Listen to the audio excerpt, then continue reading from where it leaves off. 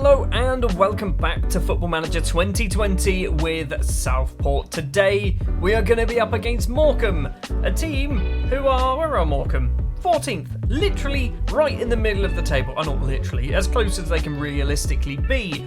You will notice in the league table, we're up into 3rd, and I don't quite know what's happening, but if we get 3 promotions in a row, we are officially the best at Football Manager. In between episodes, we have played just the 3 games. We've won 2, we've lost 1. We played Stevenage at home, a 2-0 victory. Cameron Archer with the goals. Against Swindon, we were literally 2 different teams in this.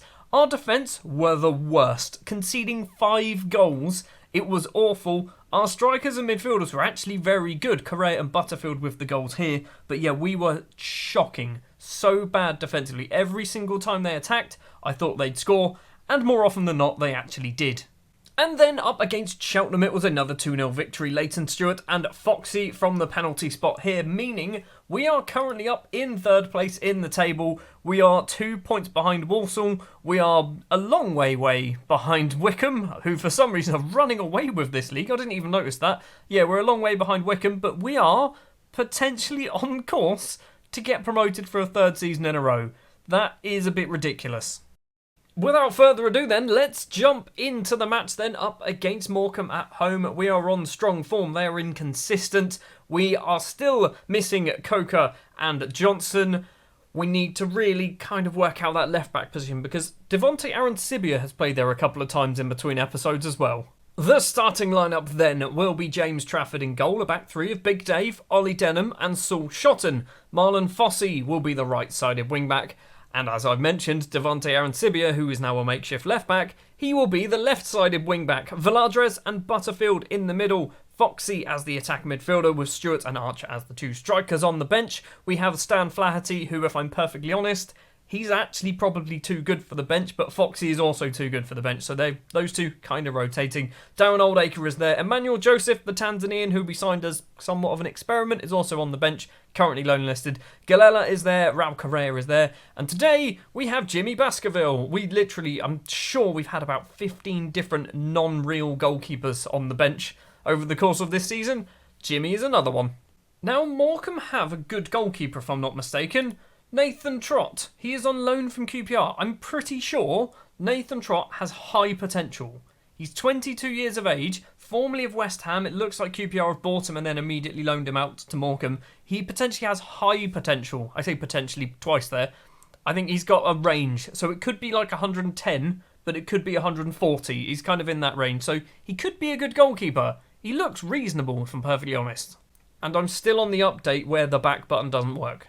Half an hour into this match and not a single highlight. This was exactly the same against Stevenage. We literally played the first 45 minutes without a single highlight. It's looking like the same thing's going to happen. Instead, we have a corner from Morecambe, which is cleared. O'Sullivan gets the ball back, though, across to Haig, who is not our stadium, in case you're wondering where we do play at Haig Avenue. It is Haig, the footballer, crosses in. O'Sullivan is there on the head. John O'Sullivan makes it 1-0. The first highlight of the game results in the first goal of the game for Morecambe.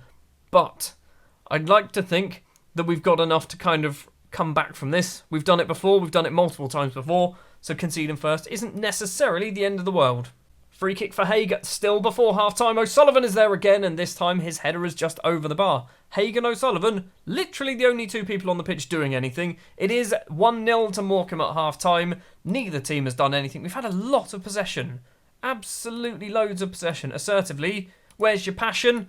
And what we're also going to do, we're going to go tactics, and we're going to go attacking. We are going to throw everything at it. We're not actually going to do any subs just yet.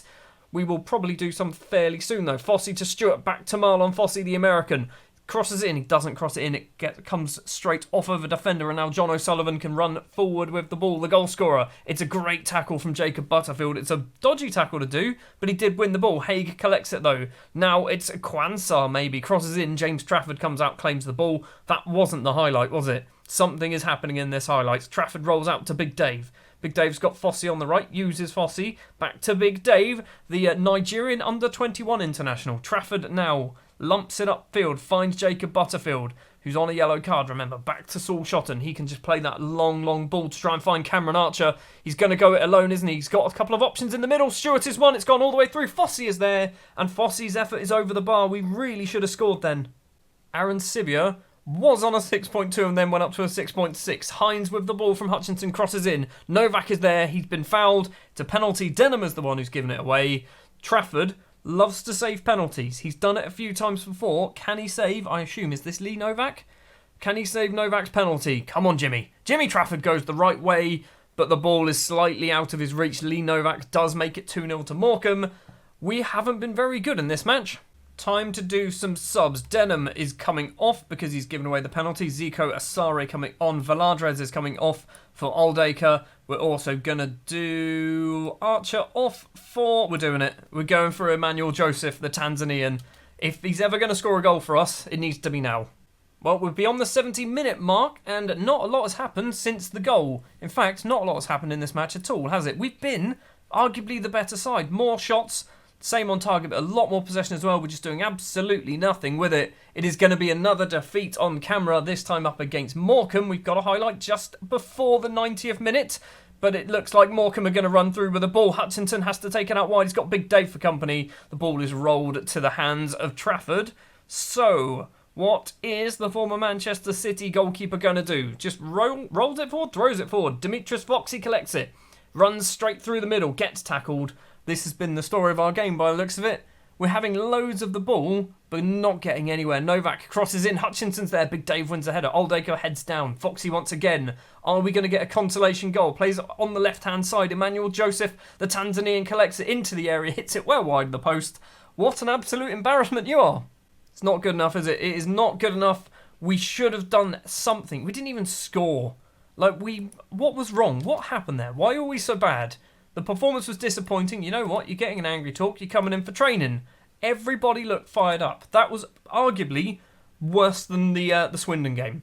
The Swindon game, at least we did something. We looked like a threat going forward. Against Morecambe, we didn't go forward. That was the problem. Looking at the match ratings, actually, their defence, and Haig was pulling all the strings, wasn't he? Why was he playing as a defensive midfielder? I don't know.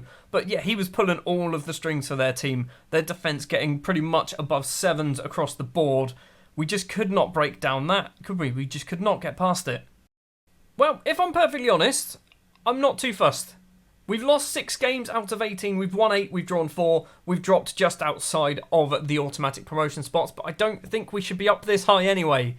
We really shouldn't. If we do the season preview, we are expected to finish 22nd, is where they're expecting it. I don't know whether this updates. On how the current form is going. But yeah, we shouldn't be anywhere near this end of the table. Like I've said before, mid-table. That was kind of where I was aiming for. We are well above it.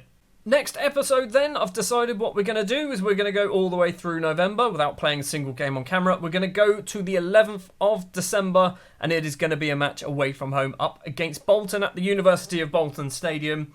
3 league games in the middle, an FA Cup match as well, and a leasing.com trophy match. We are probably going through. We're definitely going through because only us and Manchester City under 23s have actually won a game. So, we're going through. Do we get any money from this? Do we actually get anything good from this? Do we, from the North group stages, money? Okay. We get money per win, but we don't get any money for qualifying. What about this? So 21 and a bit if we go through the second round. There's a lot of rounds to go through, if I'm honest. And then we get to the final, and then that's the semi-final, and then that's the final, which is the winner of the South, I think. I don't know. I'm not quite sure how it works.